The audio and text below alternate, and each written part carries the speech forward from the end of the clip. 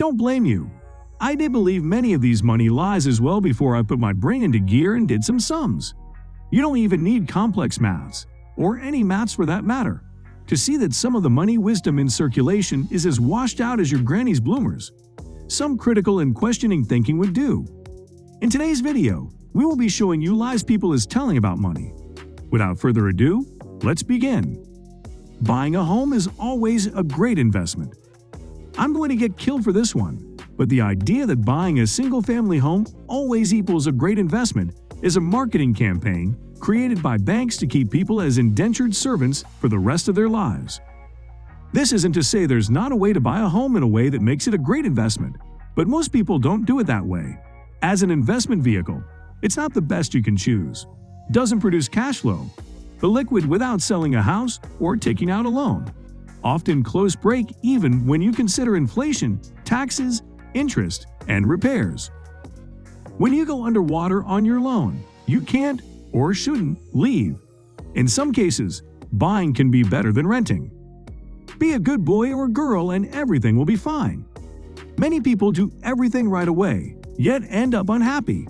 They do what their societal overlords told them to do. They did work hard in school, got that good job, they paid their dues, and still got screwed. I've seen stories during the pandemic of people who had six-figure jobs with job security that disappeared overnight. Or in a less dramatic example, they still have that nice job, but their jobs underwhelm them. They thought following the path laid out by society would make them happy.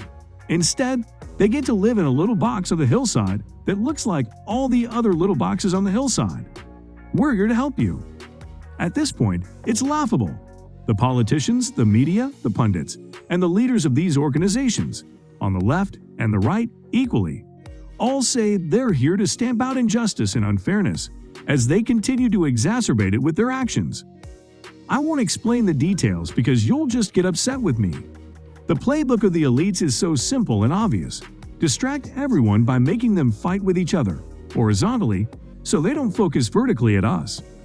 I hate to break it to you, but you're serving the interests of capitalist overlords no matter which side you take. Again, the fact that this isn't obvious to people is slightly terrifying, but is what it is. We're telling you the truth.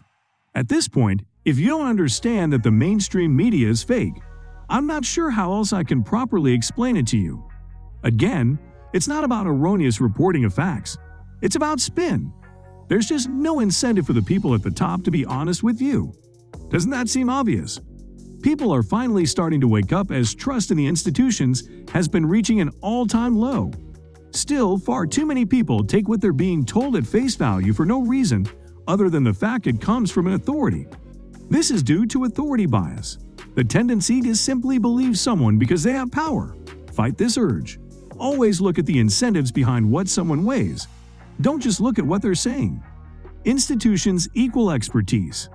Speaking of acronyms, most of these credible institutions are filled with incompetent bureaucrats who don't know how to do much of anything.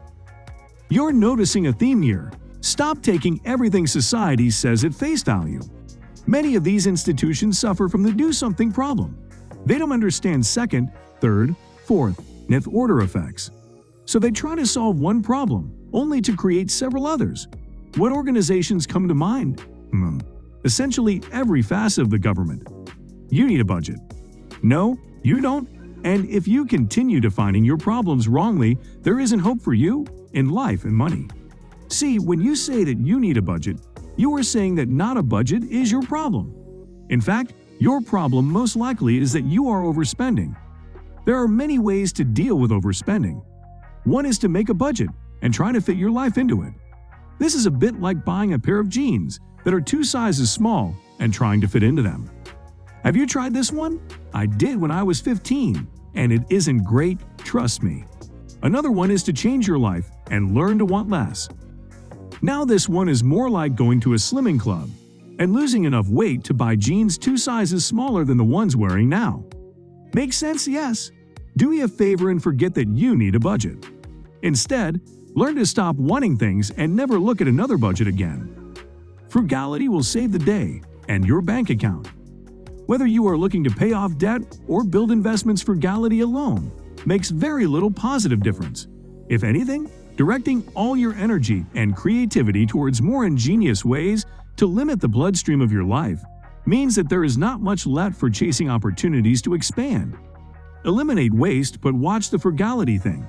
It can become a goal for its own sake.